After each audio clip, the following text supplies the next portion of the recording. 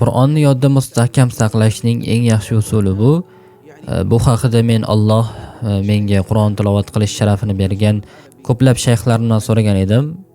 Men buyuk olimlarning shunday fikrda ekanini ko'rdim. Shayx Ibrohim al-Asqar Madina qiroati ustozlaridan biri. Shuningdek, Shayx Muhammad Ahmad, Shayx Muhammad Sumim Az-Zubi, marhum Shayx Bakr At-Tarubaysha va Shayx Abdurrafi Rizvon, Alloh uni asrasin, kabi ulug' kishilar bor.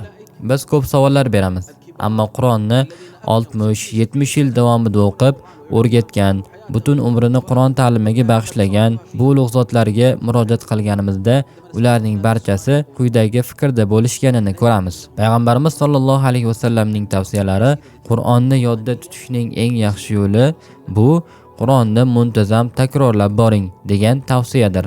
Biz turli yo'llarni axtarib yuramiz, ammo oxir-oqibat Rasululloh sallallohu alayhi vasallamning vasiyatiga qaytamiz. Ya'ni har kuni Qur'onning bir qismini o'qing. Hatto oz bo'lsa ham. Eng afzal amal doimiy qilinadiganidir. Bu Qur'onni o'qish xuddi ovqatlanish yoki suv ichish kabi kundalik ehtiyojingiz bo'lsin. Hatto oz bo'lsa ham vaqt o'tishi bilan bu miqdor ortadi va Qur'onni yanada mukammal yodlaysiz. Oxir-oqibat Alloh sizni Qur'on bilan aziz qiladi. Doim duo qiling. Kecha-yu kunduz sajdangizda Allohim, Qur'onni qalbimning bahori, ko'nglimning nuri qilgin.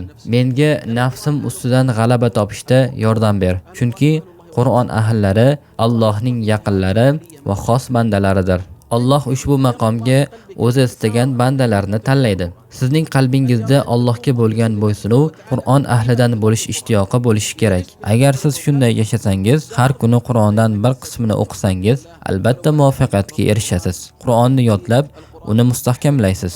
Alloh sizga bu yo'lda yordam beradi, yo'llarni ochadi, tavfiq va barakalar ato etadi. Shunday ekan, Qur'onni doimo takrorlab boring.